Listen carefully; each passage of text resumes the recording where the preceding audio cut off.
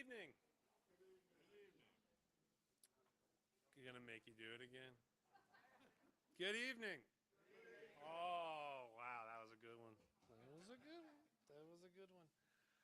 My name is Cleve Corner. I'm the manager of author and speaker engagement here at the Pratt Library. Thank you so much for coming out this evening. Little housekeeping before we start. Fred's going to speak here from the lectern for about 20 minutes. He has a PowerPoint, so he's going to go through everything, and then he'll sit with Tom, and they'll have another 25-minute conversation. At about the quarter till mark, we'll have time for your questions. I'll come back at the lectern. Raise your hand. I'll call on you. Use your loudest inside voice, and you can ask your question. All right? This evening, I'm happy to welcome Frederic Hill to the Pratt Library, discuss the biography of the late Maryland Congressman and Senator Charles Mack Mathias of Maryland, remembering a Lincoln Republican in the Senate. I apologize, I just forgot that I'm 50 years old and I didn't have my glasses on. Senator Mathias was a lifelong Republican who won every election in a 26-year congressional career in heavily Democratic Maryland. He led efforts to advance civil rights, voting rights, environmental initiatives to clean up the Chesapeake Bay, and establish the Vietnam Veterans Memorial. On foreign policy, he was an early critic of the Vietnam War and a consistent advocate for nuclear arms control, Middle East peace, and sanctions against apartheid South Africa.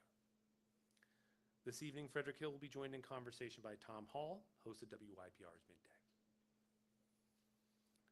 Fred Hill was a foreign correspondent for the Baltimore Sun, foreign affairs director for Senator Mathias in 1985 and 1986, and then conducted wargaming exercises on national security for the Department of State. He is the author of books on shipbuilding, journalism, and American politics.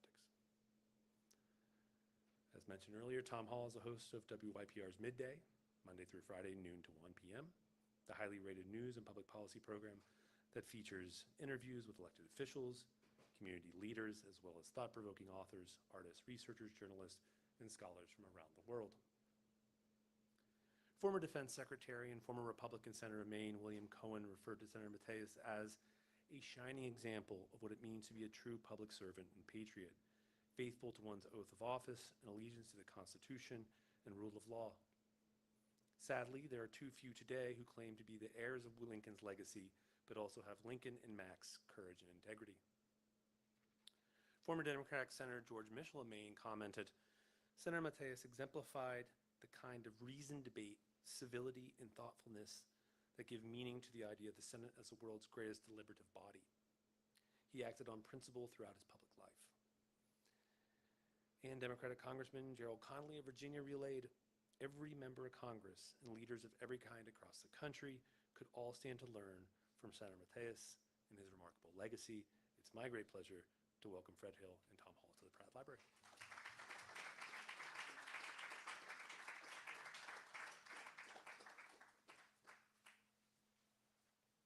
Cleve, thank you very much for this marvelous opportunity to celebrate the life and times of a remarkable public servant who, to my mind, his career and convictions make him probably the most successful and remarkable member of Congress in Maryland's history since the redoubtable Charles Carroll of Carrollton.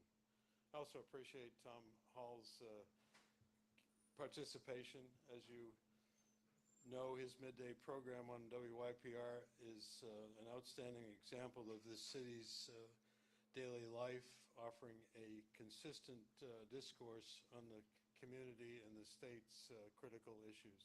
Tom, thanks a lot for coming, and I really appreciate so many of you coming out tonight, including some of my friends. I have not done a PowerPoint presentation before, even after 20 years in the State Department, which I had to kick off a lot of things, but I had a couple of colonels who would run them for me. But I want to break this talk into three segments. One about the origin of the book, second, the highlights of the senator's career and why he was so successful in Maryland politics, winning all 8 elections as a Republican in a heavily Democratic state. Think of that today and the political realities we have. And lastly, I'll try to touch on some of the quirks of his personality and character, which I think would probably not have come across too readily to the public in his time in office. And I really appreciate many of you who may remember him. He retired, think of this in some political life today in the Senate, he retired at age 64 in 1986 after I had worked for him for about a year and a half in the last 18 months of his career, and he retired, and we'll get into that. The book is a composite biography. It's not a traditional biography. I had thought of doing this many years ago after I retired from the State Department in 2006 because I just had a remarkable 18 months with him, and although I don't think I saw the direction in which the Republican Party was heading, it was pretty apparent in the 90s and early 2000 when a colleague and a fellow that I know well and Tom knows well, Norman Ornstein, warned about the decline of the Republican Party and how it was falling into less democratic, to put it mildly, ways. But I decided to do the same thing. I'd use the same template I had used on a book on the Baltimore Sun, The Life of Kings. Steve Broning, editor at the Sun, and I put together the book in 2016. And in that case, we recruited 25 other editors and reporters and correspondents to write chapters for the book on moments in their lives that reflected the Sun's standards and respect following the highest standards of journalism. There are a lot of great chapters in it by many people from the Sun who you will have read, including Joe Stern, David Simon, and many others. But I've decided to do that, and the same thing with the book on Senator Mathias. I didn't have I was working on 2 books at the time. I came up with this idea, and so I decided to find other members of the staff who'd worked for Mathias longer than I had, and also 4 members of Congress to write chapters about their experiences. And while we had, in publishing the book, we had some problems with getting publishers to recognize it. One notable publisher liked the book and had every reason to publish it, but the editor I dealt with said it was a book of tributes. 1 or 2 chapters, and I hope some of you will get the book, are very light. Alan Simpson, a remarkable senator from Wyoming who just died recently, has a marvelous chapter about Senator Mathias and his attributes and quirks of personality. And famously, Bob Dole once tells Simpson on a committee, make sure you watch that Mathias because I need his vote on this bill. And Alan Simpson in his chapter in the book says he would keep his eye on Mathias, and then just like that, he'd disappear. He said he must have been paranormal.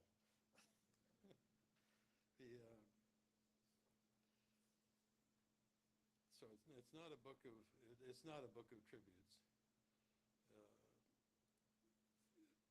Next, Sean, you can. Senator Mathias had a long, he came from Frederic, his family, deep roots there. He also had a deep pedigree in politics. The gentleman on the left, Charles Trail, was his great-great-grandfather, ran for the Senate in 1864 on Lincoln's ticket. I don't think he won. The person on the right is William Bradford, who was the governor of Massachusetts for many years, and the father of Anne Mathias, who Senator Mathias married in 1958. The gentleman in the middle is Senator Mathias at the age of about 19. He was at Haverford College when World War II broke out, or at least the American participation in it after the Japanese attack at Pearl Harbor, and he volunteered for initially the Coast Guard, but that became an appointment in the U.S. Navy as an officer, and he served for 3 years in the Pacific in the Navy. I want to point out here that I can't go into his experiences. He had enrolled at Haverford when he joined the Coast Guard, and he was there about half a year before he joined the Coast Guard. He served in the Navy for 3 years, and one of the most indelible experiences he had was that he visited Hiroshima about 4 days after the bomb was dropped. And in a letter home to his parents, he wrote, "Hiroshima has to be seen to be believed. The thought that what was done there was done by a single bomb is frightening and awesome. Hiroshima looks like some malevolent giant had pounded it all to dust with an enormous mallet. The only recognizable objects in the ruins are some human bones, roof tiles, and some bits of household china that seem to have been immune to the general destruction." I think you can go ahead next. This is returning from the Pacific, or possibly in his reserve unit later on. After he came back from the war, he finished his college at Yale and he went to the University of Maryland Law School, and then became the city attorney of Frederic. This is a picture of Juanita Jackson Mitchell.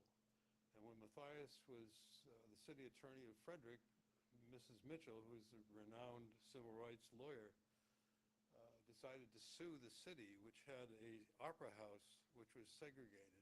It was also doubling as a theater and I think the city council chambers. She didn't expect to have much luck, given how conservative the area was, but she didn't know that the city attorney shared her belief in the racial inequities that were common at the time. Mathias, decades later, said, and I quote, it may sound tame today in the wake of tremendous legal and social change, but it was a new and courageous act when Juanita brought the NAACP legal team to Frederic. Distances seemed greater in those days, and Frederic was a distinctly agricultural community deeply rooted in traditional ways of life. It was not an easy job to tackle, but Juanita never hesitated and never showed any sign of weakness or doubt. And she had a firm alliance, a firm ally in Mathias, and they got it done. It was desegregated. That experience was an early sign of his commitment to civil rights. Senator Mathias was elected to the House of Delegates in 1958 from Western Maryland. In 1960, he won his first of 4 terms to the House of Representatives in the year that JFK was elected president. And right away, he already made his mark on civil rights when, early on, he and John Lindsay, the mayor of New York, I guess later, or before, I can't remember, and a senior Republican representative from Ohio, William McCullough, drafted a civil rights bill, which, if you read it today, is very much like the Civil Rights Act that was passed in 1964, almost 3 years later. They pressed that legislation and not embarrassed Kennedy and Johnson, but as a lot of you will know, Kennedy and Johnson were a bit skittish about the Civil Rights Bill until after the assassination of Kennedy and Johnson's troubles, because the Democratic Party was probably even more divided than it is today, and it's pretty badly divided in some ways today, because 1 out of every 3 senators was a Dixiecrat, a Southern Democrat named Eastland or Russell or others, and they were deadly opposed to any legislation like that. But eventually, Johnson was able to publish that when Everett Dirksen, the Republican leader, and I think Mike Mansfield were able to get it passed in 1964, but in a very hellish period after a lot of troubles. Go ahead. And the next pictures, this is 1960 when Mathias had a pretty famous president come and campaign for him. And next, Sean, that's after the passage of the Civil Rights Act in 1964 in the White House. And go ahead. Watergate. When I was a reporter for The Sun, I covered with Senator Mathias and also the trial of General Senator Daniel Brewster. And Mathias was one of the first Republicans to call Nixon to come clean. And even before the Supreme Court rulings on the tapes, he was the first Republican senator. In fact, in November 1973, I interviewed him, and the interview is in the book. He actually said he thought Nixon was taking the country down the road to dictatorship, which I didn't. I'd forgotten that, but I found it in the. This is a great cartoon by a gentleman in the room, Neil Grauer. And Neil contributed this cartoon to the book, and it's a marvelous cartoon about Mathias calling out Nixon for his crimes. Go ahead. Senator Mathias was an early critic of the conduct of the Vietnam War and the war itself. He was also one of the authors of the War Powers Act in 1973, which Nixon vetoed, and then it was overturned by a vote of 75 to 21. Not so sure that many Republicans have paid attention to it since then, but I'll come back to this in a minute. That's a picture of the Vietnam Wall. Actually, no, Sean, get back to that, please. A chapter in the book by Monica Healy, my co-editor, who was Senator Mathias's staff person on this issue. In the late 70s, after the end of the American involvement in Vietnam, 2 Vietnam vets from Maryland came to Senator Mathias and asked him to lead the effort to build a memorial. He then got together with John Warner, the Secretary of the Navy, and the 2 of them were the people who really got that legislation passed. They ran into some opposition from some Reagan people, particularly James Watt, although I think more of the opposition was related to the design of the wall by a young Yale art student more than the issue itself. But it's a remarkable tribute that Mathias had a lot to do with. Chesapeake Bay. Senator Mathias had many great achievements, but I think several times in his life he said his work on the Chesapeake Bay was probably, to him, his proudest moment.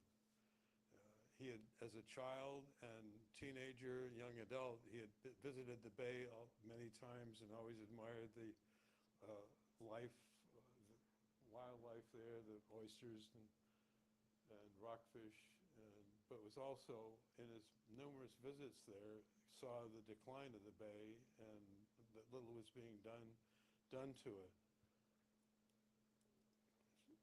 This is a visit with a waterman. I've forgotten this gentleman's name, but it's a marvelous picture. And then in 1983, the key moment when the Reagan administration was really not showing much support for Mathias's efforts to draft legislation and come up with a lot of money. Doesn't seem very much now, $30 million a year for a 5-year program. Mathias had the idea and broached it with Harry Hughes, who was then governor, and he's at the wheel there, I think, to take some senators, and you'll see Paul Sarbanes there. Senator Robb is in the foreground. And Ruckelshaus, Williams Ruckelshaus was the head of EPA at the time on the right. And Ruckelshaus was quite impressed with the trip that they made around the bay.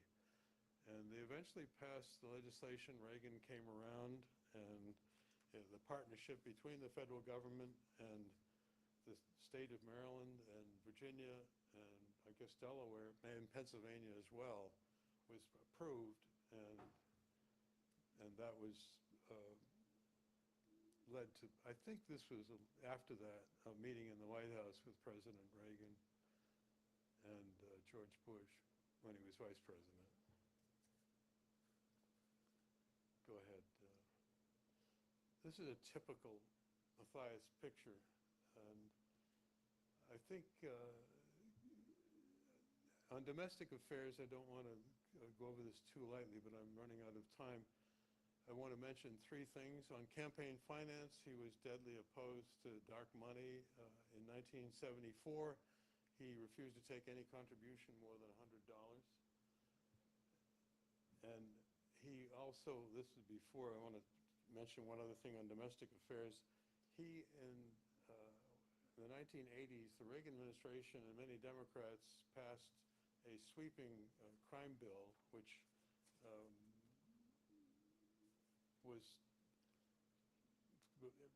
was reacting to the increasing crime and drug use in the country. And Mathias warned that it was so sweeping that it was going to lead to a terrible overcrowding of prisons.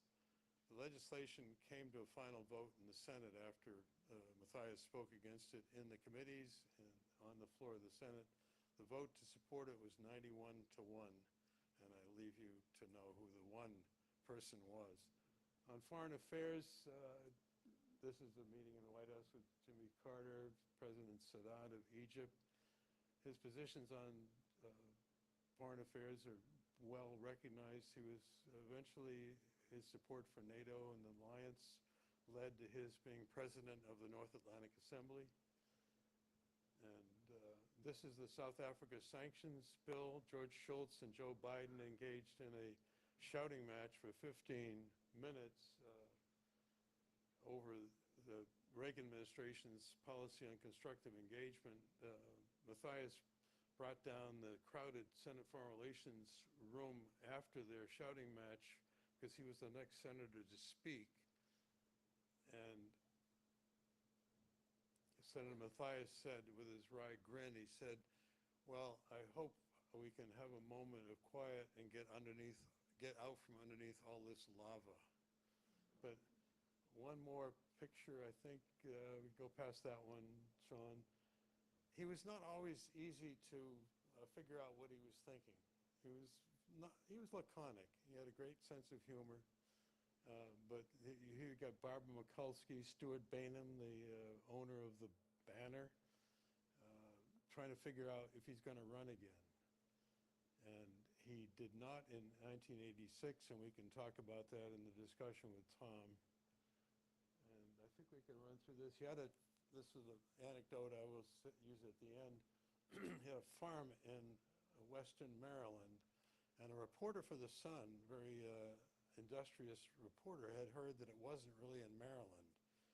And she went after Ann Pincus, his press secretary, and said, tell me where his farm is in Maryland. Is it in Maryland? And she went to Mathias, she was the young press secretary, and he shouted at her, he said, tell her it's 30 miles west of Frederic. And she went back and told the reporter, and the reporter accepted it. And I'm going to end on the next one, Sean. This here is the eulogy by Senator Biden, well, Vice President Biden at the time, when he was the Vice President to Barack Obama. And that's the British ambassador next to him. You can see Paul Sarbanes there, Barbara Mikulski, Ben Cardin's in the picture. And there's a moving eulogy. It's in the back of the book and came from C-SPAN, which I understand Cleve used to work for. And I just will close with this comment by Biden as part of this marvelous eulogy. It's a moving eulogy, and we figured out almost the whole tenor of it. Mac was part of the moral compass, and his true north pointed towards what was best for the people of Maryland and our country and the world. People today think that to march out of lockstep with your political party and to speak out independently is some sort of new form of courage. Folks, it's been around a long time, and it's just been in pretty rare supply these days. That's 2010, 15 years ago. Talk about rare supply of courage. I've written a good deal about my senator in Maine, Susan Collins, and her lack of courage for standing up to the current autocracy. Anyway, Mac was speaking out independently a generation ago. If he did not invent what it meant to be independent of mind in the United States, he helped define and master it. That's Tom. We can. Let me get that. Thank you.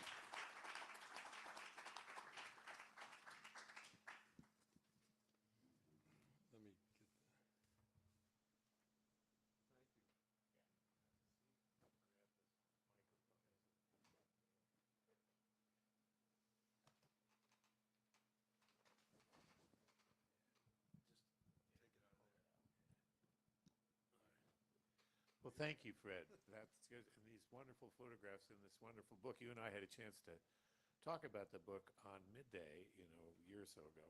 Um, I want to pick up where you started, which is uh, why Senator Mathias retired so early. Um, there, yeah, but he's 93 years old and he's still in it. But Ben Cardin just retired at age 80, but plenty of people in this last Congress, did retire. There were 60-some members of Congress. I think Senator Collins is 80 years old, and she always said she wouldn't run more than 2 terms, and now she's going to run for a 6th or 7th term. Yeah. So why did Mac Mathias decide to hang it up so early? It's a very complicated issue, and I don't think one of the things I never could quite get, and I don't think Cassio's speaking at an event at the State Department with me next week, and he worked with Mathias a lot longer than I did. I think it's a complex combination of reasons. One, I think, and this pales in light of what's happening today, but he was very upset with the rightward drift of the Republican Party. The Reagan administration actually cut him out of the most important to him job in the Senate. He was in line when Reagan was elected, and the Republicans had a 53-47 majority. He was in line to become chairman of the Judiciary Committee, and as a lawyer who was very connected to civil rights and justice, and you heard my comment about the reform bill in the 80s, he was looking forward to being chairman of the Judiciary Committee, and Reagan got Strom Thurmond, a deeply segregationist senator from South Carolina, to give up his chairmanship of the Appropriations Committee, which is probably the most important committee, at least in those days, not now, to push Mathias aside. So he ended up as chairman of the Rules Committee, which is although he also ended up on the Senate Foreign Relations Committee, which is where I worked for him. That was one reason. I think the other was campaign finance. He hated raising money. He faced a lot of opposition in 1985 and 86 because he'd written an article in Foreign Affairs, which I recommend to you, on the role of ethnic lobbying in the United States, not just the Israeli lobby, but the Irish lobby, the Greek lobby, the Armenian lobby, and their outsized role in American foreign policy. If you look at AIPAC today, you see that, not just AIPAC, but the Irish lobby in support of the IRA for many years. That was another reason. A third reason, I think he wanted to make some money. We took a long trip through the Middle East in 1986, saw all the leaders, and that's how much he was respected in the Middle East. We saw King of Jordan, I've forgotten his name now. King Hussein. And we saw Mubarak in Egypt, and we saw the leaders of Saudi Arabia, Syria, and other countries, and Israel. They had a dual leadership at the time between Rabin and Shamir. We talked to both of them. In fact, Rabin shared with Mathias that day, that's how much he respected Mathias, that Iran-Contra was heading his way much before it became public knowledge here. But during that long trip, about 3 weeks, and that was one sign that he wasn't going to run again. He could take 3 weeks out and miss votes.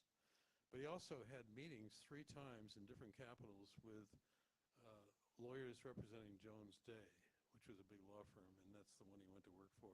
And he one time did say, one of these days I need to make some money. He is, so much part of a dying breed when it comes to senators who, put the interests of the country ahead of their own, and the contrast between Mac Mathias and pick a senator, any senator in the Republican Party right now, in terms of the willingness to stand up to the leaders of the party. He was standing up to leaders of the Republican Party all the time. But he had a lot of Confederates, and I didn't mention this, but also, in addition to the rightward drift of the Republican Party, some of his closest friends, Jake Javits of New York, Clifford Case of New Jersey, Chuck Percy in Illinois, had lost 2 more conservative candidates, so he'd lost some of his closest friends. That was another reason which I think, led him to retire. Yeah, he wasn't completely alone. No. But a lot of Norm moderates- Norm Ornstein called it the Gang of Six. You took away my best line. Oh, sorry about that. But I mean, as you reflect on the current state of Congress, the current state of the U.S. Senate, and the model the paradigm that Mathias provides, what are your thoughts? Where has it gone? How has it gotten to the point that it's gotten to? Norm Ornstein is a brilliant scholar, and at the time, I think he's retired from the American Enterprise Institute.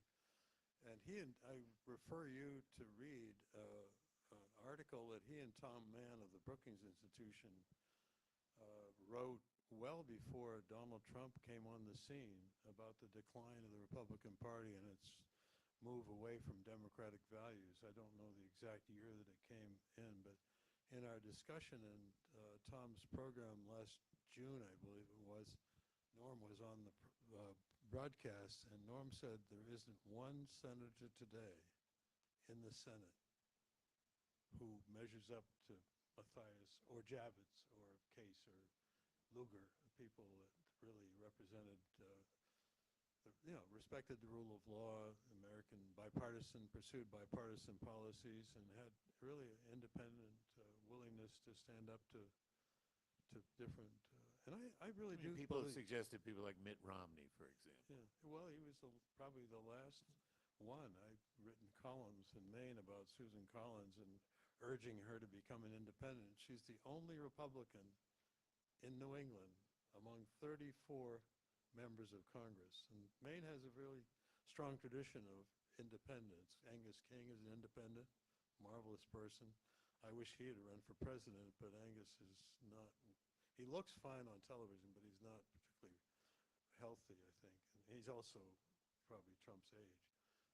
But Susan Collins is just not, and she often gets called the most bipartisan Republican senator in the Senate, and she's not that bipartisan. Talk about when Congressman Mathias ran for the Senate, the relationship between him and his opponent at the time. I'm delighted Gary Brewster's here tonight. I covered for The Sun in 1972 the trial of Daniel Brewster, and it was quite an event. Daniel Brewster was Mathias's best man at his wedding in 1958 to Ann Mathias.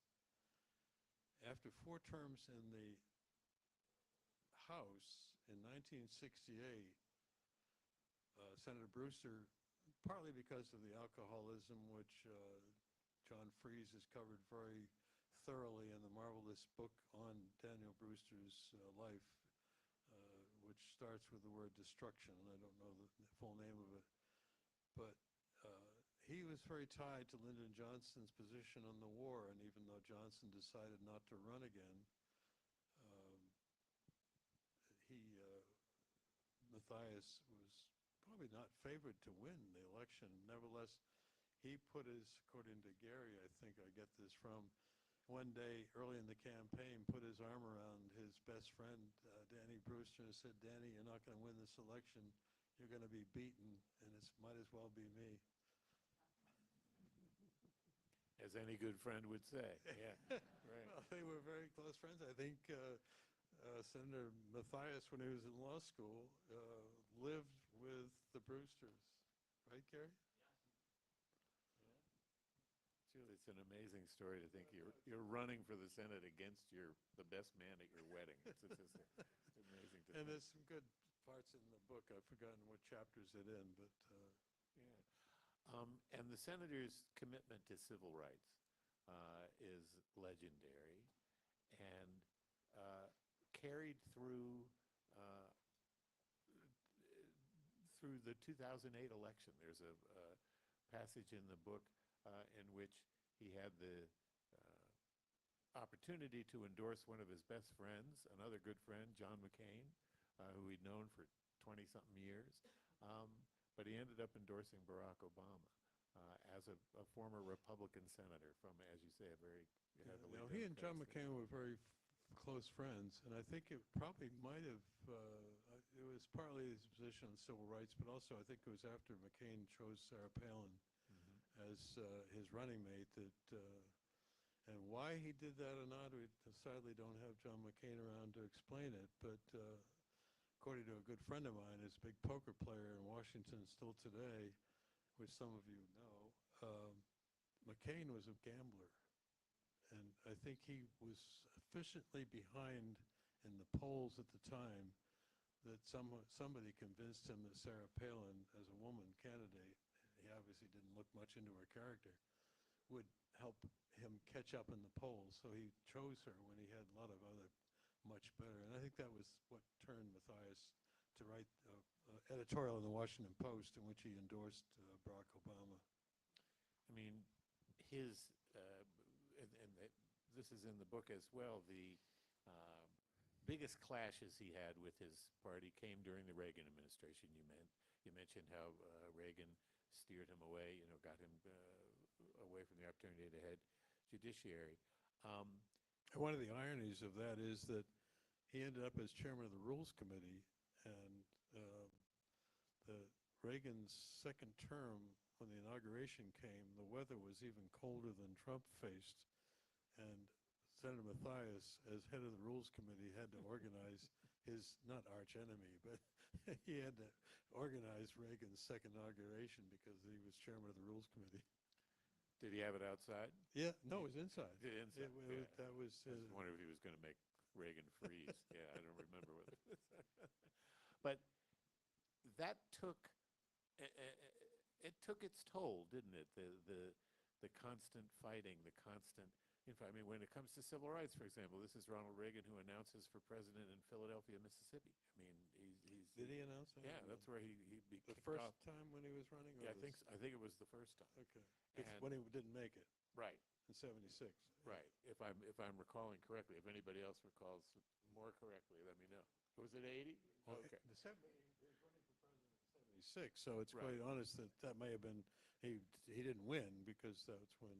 But there's clear demarcations on some of the big issues of the day. What kept him going? What kept him so independent of spirit and so strong-willed and strong-minded on these really fundamental issues of equity and. I think it was his character and this combination of wide interests. I mean, he's not only very committed to civil rights, the rule of law.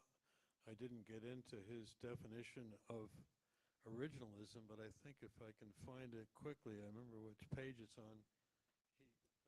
Forgotten the judge's name who came up with that, but Randy Collins, who was his principal advisor on legal matters, was asked when Edward Meese was Attorney General. Mathias asked Randy to develop a speech he was going to give on ordered liberty. He considered ordered liberty more apt for how to use the Constitution. And I'll quote here from Mathias: "Ordered liberty allows the Constitution's meaning to grow and evolve rather than spring full-blown like Athena out of the head of Zeus.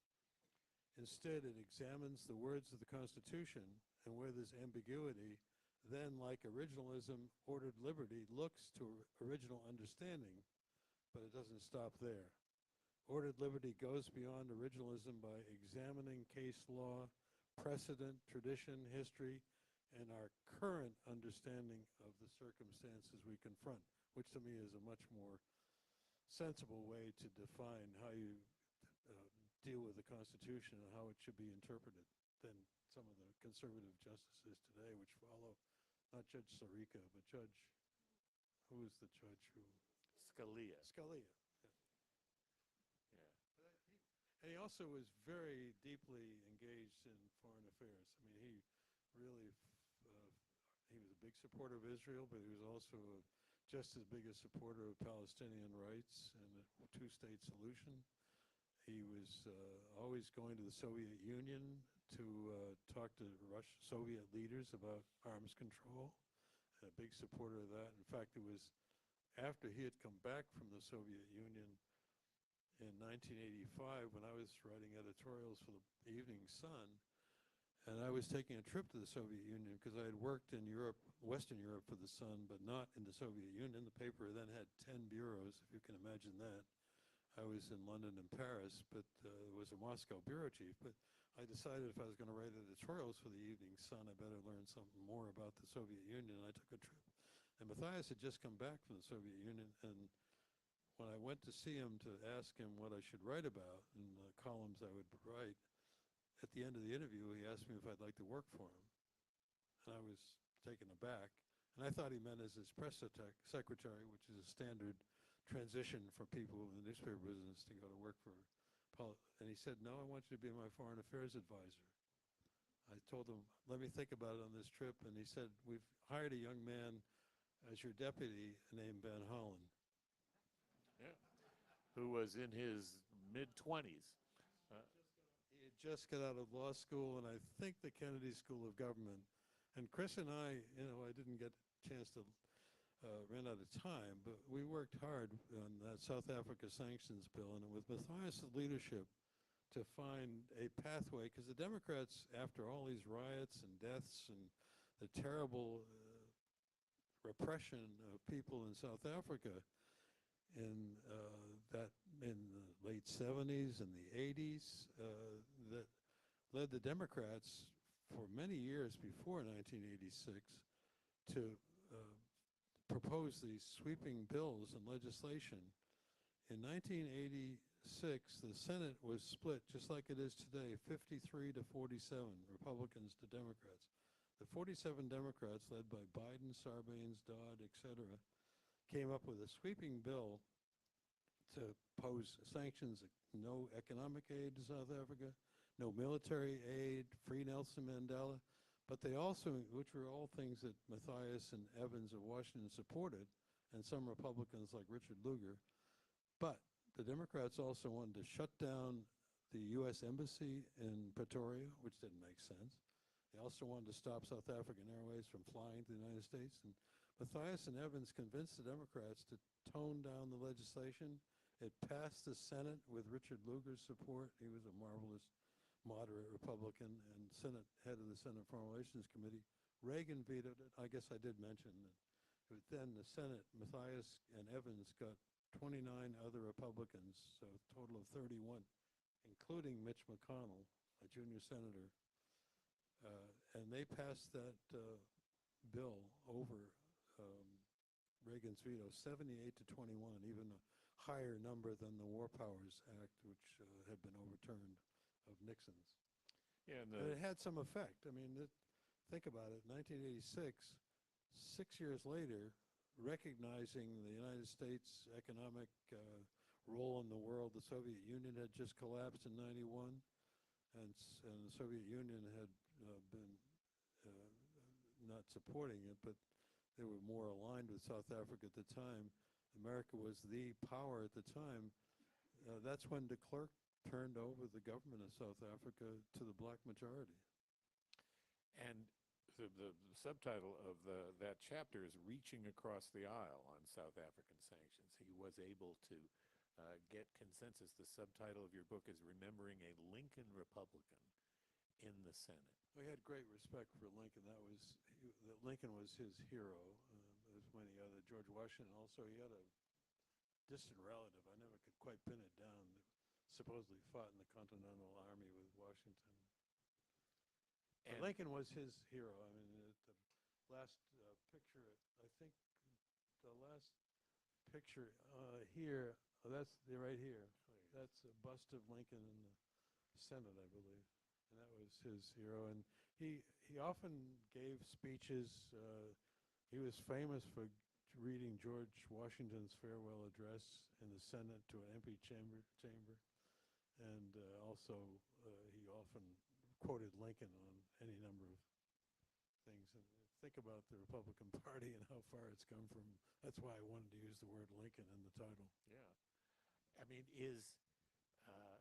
given the bifurcation of the American electorate, the bifurcation of the Congress in general, the House and the Senate both, um, where compromise, reaching across the aisle, is considered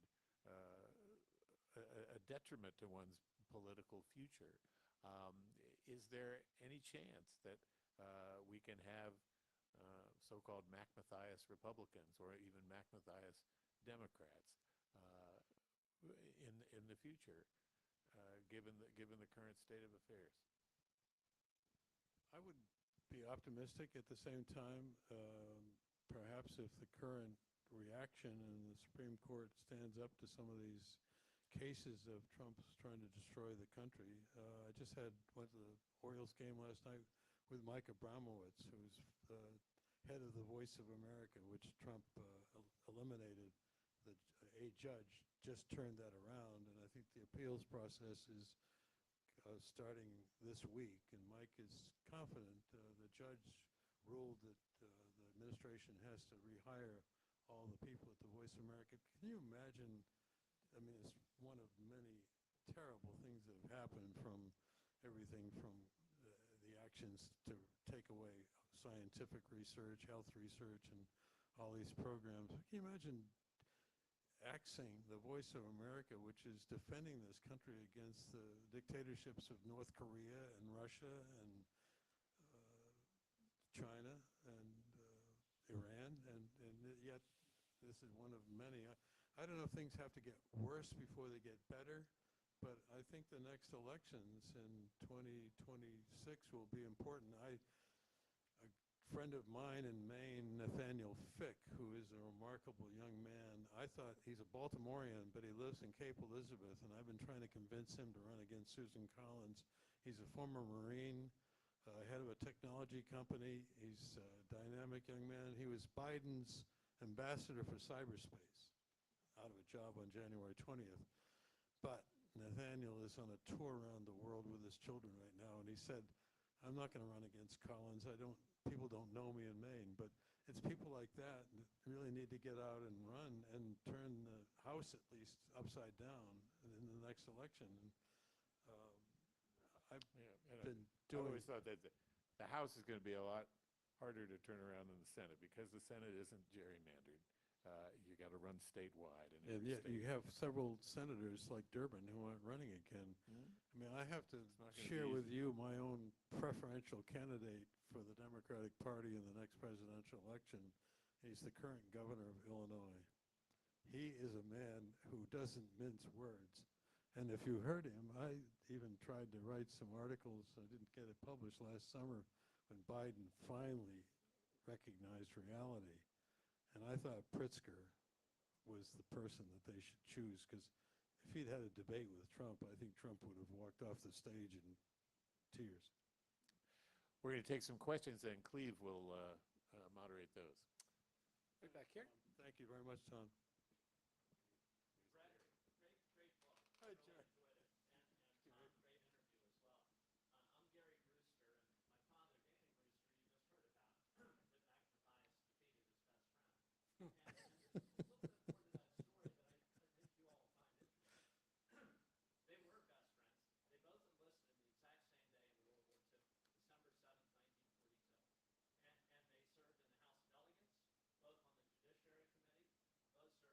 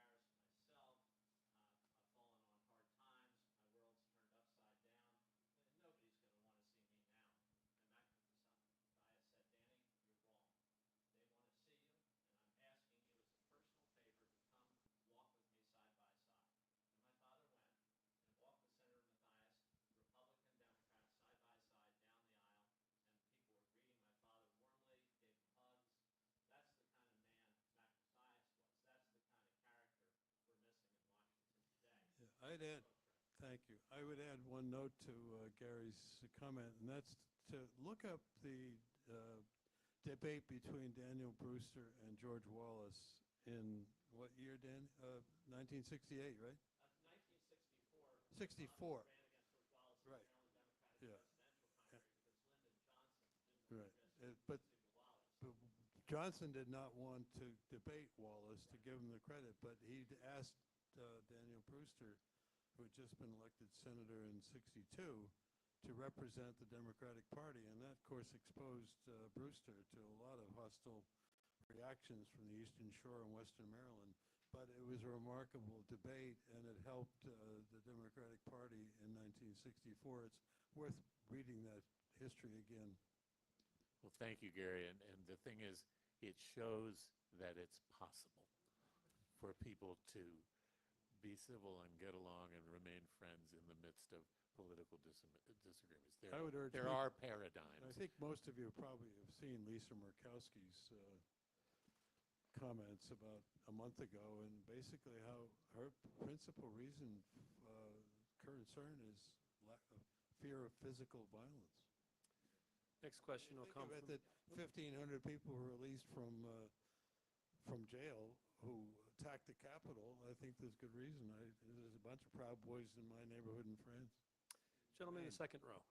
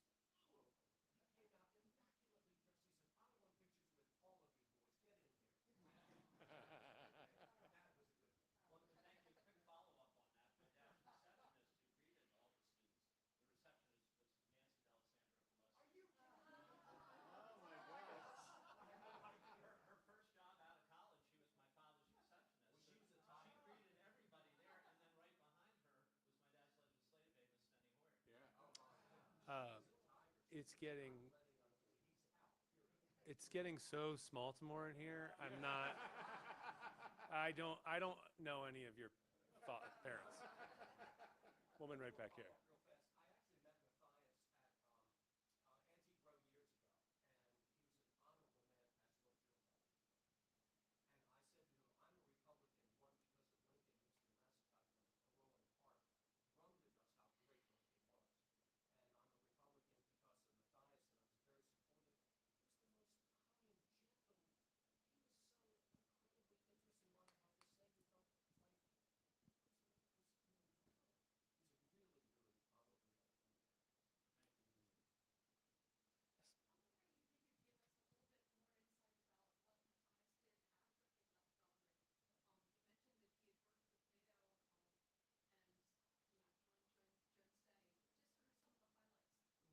He was president of the Native Assembly in his last 2 or 3 years in office, but then he wouldn't have been. And interesting enough, Jerry Connolly, congressman from Virginia, was also the next American, I think, recently elected as president of North Atlantic. It's the Legislative Assembly of NATO. Senator Mathias joined Jones Day, a legal firm, which I don't think is such a big firm today as it was. He also helped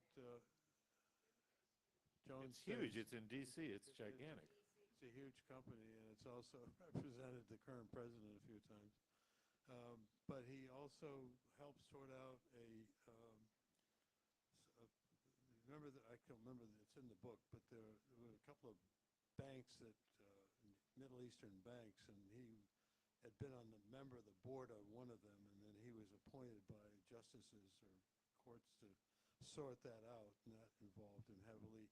He also was a Milton Eisenhower professor at Johns Hopkins in Washington's campus School for Advanced International Studies for 6 or 7 years. He had been very active in helping Hopkins, and Barbara Mikulski did too, in getting the Hubble Space Telescope to Hopkins. He trying to piece together. We had occasional lunches with Senator Van Hollen and Mac. He then he died in 2010. I think he contracted Parkinson's disease about 10 or 12 years before that, but he still drove this old blue bomber. It was an old blue Buick Skylark, and most of us on the committee, he had different cars like that, and a lot of staff members would try to avoid going with him. And Chris Van Hollen relates a pretty good, funny story about driving down the wrong side of something like 95 for 5 miles when they were running out of gas. But I went to Annapolis with him one night, and somebody on the staff said, "Why don't you drive your own car, Fred?" Neil Grauer has a question.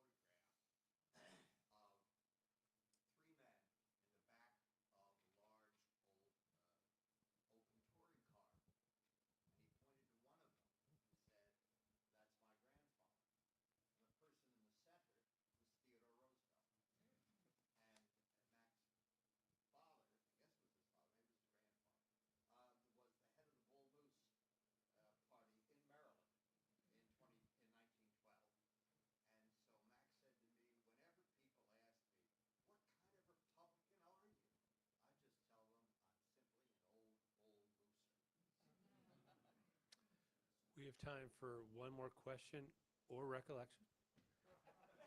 And we'll take it from this gentleman right back here.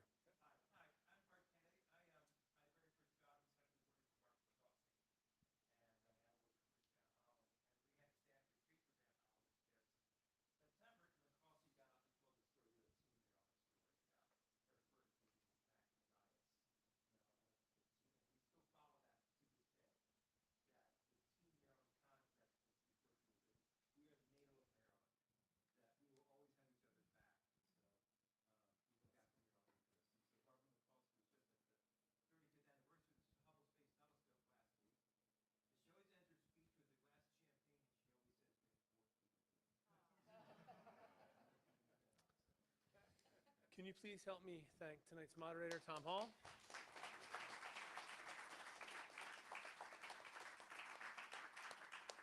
And of course, this evening's author, Fred Hill.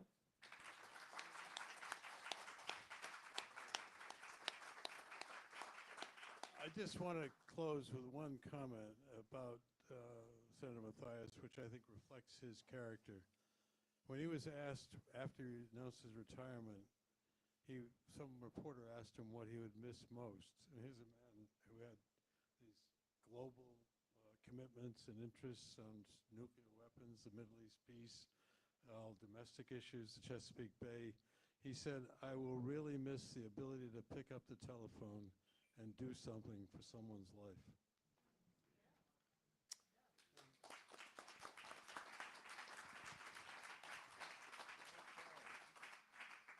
Thank you all again for coming out.